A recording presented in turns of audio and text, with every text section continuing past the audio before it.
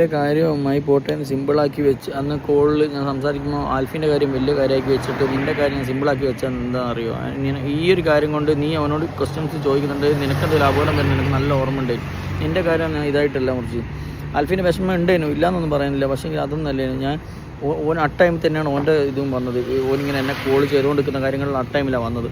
അപ്പം ഞാൻ പറഞ്ഞതെന്ന് വെച്ചാൽ എനിക്ക് എൻ്റെതായ മനസ്സിലായി, നിനക്കൊന്നും പറ്റരുത്, എനിക്ക് അതിയായ ഇതുണ്ട്. ഞാൻ പിന്നെ നീ സത്യം അറിയണം, എനിക്ക് നീ എൻ്റെ കൂടെ ഉണ്ട്, എനിക്കൊരു സമാധാനം, എനിക്കൊരു കൈത്താങ് വലിയൊരു ഇതാണ്. വേറൊന്നും വേണ്ട, എനിക്ക് എന്നോടൊന്നും സംസാരിക്കാൻ മാത്രം വേണ്ട, അല്ലാണ്ട് വേറൊരു കുന്തോ ഇത് ഓരോ പോലെ ഇതൊന്നും അല്ല. എനിക്കൊന്നും വേണ്ട, ഒന്നും ഇതാക്കിയിട്ടില്ല. ഞാൻ പറഞ്ഞ മനസ്സിലാക്കി, ഞാൻ പറഞ്ഞ മാത്രം സത്യം എന്നെ മനസ്സിലാക്കി.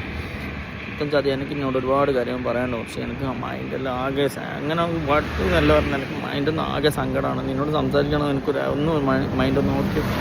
കാരണം വെച്ചിട്ടുണ്ടെങ്കിൽ ഈ ചതി രീതിയിലെല്ലാം പെട്ട് ഞാൻ നായ എന്നെ ചതിച്ചതാണ്. അപ്പോൾ പക്കാ ചതി തന്നെ, ഫ്രോഡാണ് മുറിച്ച്. ഞാൻ പറഞ്ഞ മാത്രം സത്യം മനസ്സിലാക്കി. ഞാൻ ഒരുപാട് കാര്യങ്ങൾ നിന്നോട് പറയാനുണ്ട്, ഒക്കെ ഫ്രോഡാണ്. ഒരുപാട് കാര്യങ്ങൾ നിന്നോട് പറയാനുണ്ട്, മനസ്സിലാക്കി.